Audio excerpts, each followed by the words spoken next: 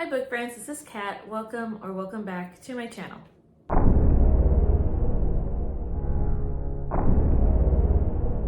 So it is that time to tell you where I am in Middle Earth. Last where we left off, I was at Bree, the dreary, rainy city place. And Bree, we were supposed to read a book with a horse on the cover. So for that, I showed that I was going to read The Fall of Arthur by J.R.R. Tolkien, and this is edited by Christopher Tolkien, his son. This is a poem about the fall of Arthur, King Arthur, and that story about Lancelot and Guinevere, and I honestly don't know the story as well, beyond the point of Lancelot and Guinevere, have this thing and this betraying Arthur. That's all I know. And then there's like the round table, like knights and all that. So I thought I would learn a lot more from this, and it's in poem form.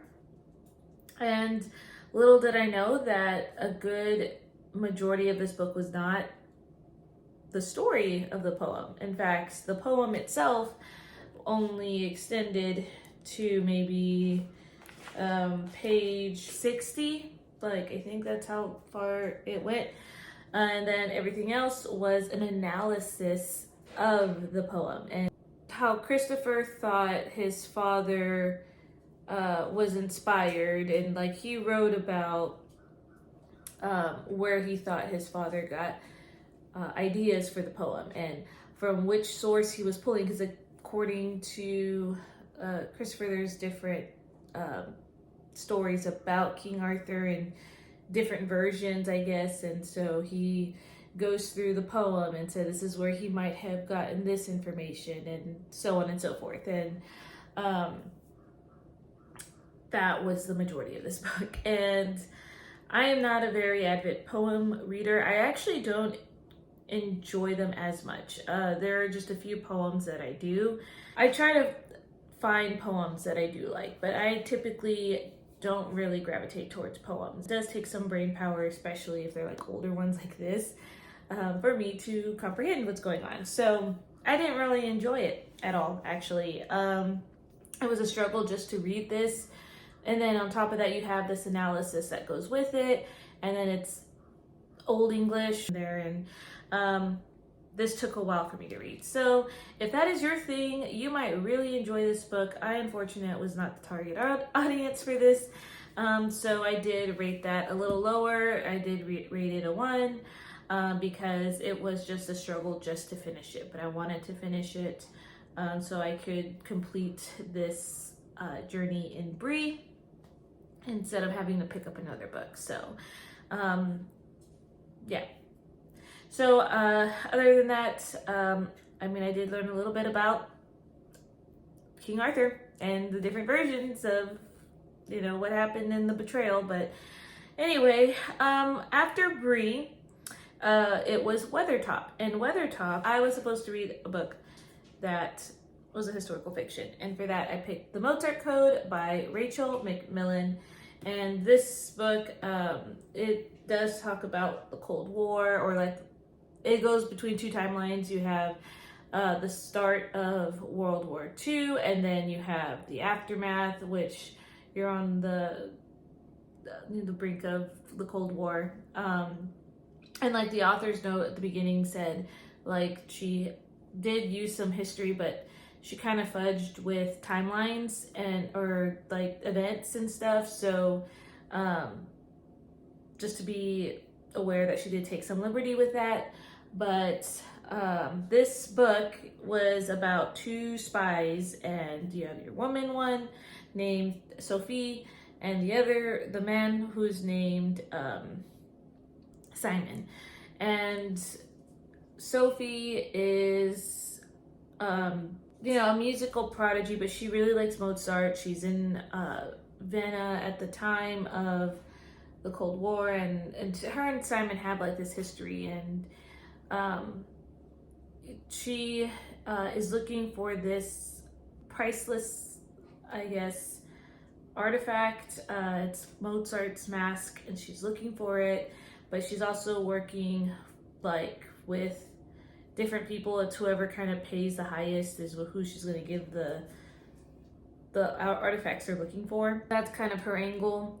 And then you have Simon, who's looking for this group. They're called the Eternities or something like that, and they're a communist group. And so he's, they're trying to stop this group from, I guess, growing. So anyway, there's I think it tells you here too about a marriage of convenience that happens here, and kind of like how that plays in the story. So I like the music aspect of this book. They do talk a lot about Mozart, but other people as well. I think Haydn was mentioned. And I'm trying to remember all the names that were mentioned in it, but like well-known composers. I think Handel was mentioned. Clearly Mozart was mentioned, and a lot of other people, but they talk about manuscripts and like more detailed about certain music topics. And then she's in the city where they love like Mozart and music in general, and I enjoyed that part. I was not fond of Sophie as a character. I don't know, there was just something about Sophie's character that I didn't really enjoy as much. I didn't feel connected with her. And the character that I liked a lot more was Simon. There were some confusing parts as well in the story. I didn't realize it jumped back and forth between timeline. And I don't know if it was just I was coming out of this reading slump because of Thief of Glory and The Fall of Arthur and Unbroken, and then we had this, and so I wasn't enjoying the book as much. So yeah, they're trying to find out who this double agent could be, like as part of the plot line. There's like all these different names that are thrown up, and I just got confused, and by the end I was just like trying to get it done. There was not language that I can remember, and I think there was like a scene I did skim over, and that scene was just them. It was a closed door scene, but it was leading up to an intimate moment, I guess. But yeah, so and I guess there's also there's a lot of mention about the different drinks they were having, like different alcoholic beverages. I felt like that was on every page, and like everybody was drinking all the time and smoking all the time, and it was just interesting. I guess that's part of the espionage act, is going to parties or soirees and being part of the elite group or something. I don't know. Oh, I guess I would have rated that a 2.5, because it was just an average book for me. It was just a meh kind of book, so about middle of the star ratings. So and then now I'm actually in Rivendell, and I'm enjoying my stay there. I am reading State of Lies by Siri Mitchell. Rivendell's prompt was read a book about a meeting, and State of Lies is about this woman whose husband goes out to fix a part of the sink and never comes back home. She finds out he gets killed in a car crash. And on top of that, there is some big mystery going around months later, because she slowly finds out that he lies to her and he wasn't really going to go fix the sink. She's wondering where was he going. And on top of that, there are people who are, I guess not stalking, but basically there are bad men out there. And they are, I guess they have them on their radar. That has the woman and her son on the radar. That's kind of what I believe the book is about. I've only just started it, and I'm trying to remember from other videos that I've seen about the book. So I did pick this one because for Rivendell, because the prompt was about reading a book that was about a meeting. So I'm assuming that her husband was going to go meet someone, and he's like undercover spy or something, and he's going to go meet someone, but the bad guys got to him first. So that's what my thought was when I picked this book. So I'm enjoying the book. I am listening it on audio. I felt like this book really broke me out of my reading slump.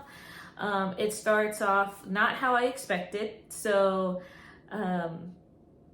yeah, but I did enjoy the just how the story is like progressing, and the voice actor is really good at narrating the book. I do enjoy the female character. I enjoy her son, and I think it's just a great time. It's a sad, book when it starts off with, but I am enjoying like learning about the family and what's going on, and yeah, that's kind of like where I'm at right now.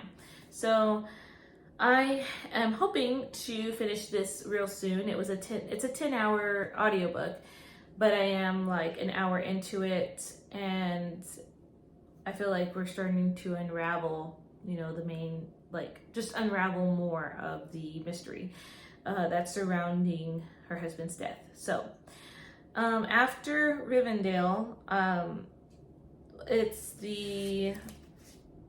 Moria. That's where we're going next. And for Moria's prompt, I'm going to go ahead and pick the book because I feel like I'm going to finish my book real soon. But Moria's prompt is to flip a coin to decide between two books. So the two books that I'm going to flip a coin for is The Lavender Garden by Lucinda Riley. It is a bigger book, but this is one of my books to have to read this month, and this is Chantel's Read Your Bookshelf Challenge. This is the book that I chose for that challenge, so I do need to finish this book by next month. So that one is going to be Heads, and the second one I'm actually going to put a picture, and it's a shorter book, and this one is next in the series of the Avatar. There's 3 parts, so this is the second part of the search, and I want to put a shorter one, so in case I didn't get what my required reading was, I at least have a shorter book, so that way I can continue on with my journey. So that one will be Tales.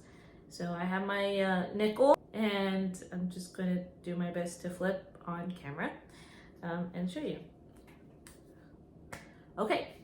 That's where it is. And it's Heads. Guess you can see that. There we go.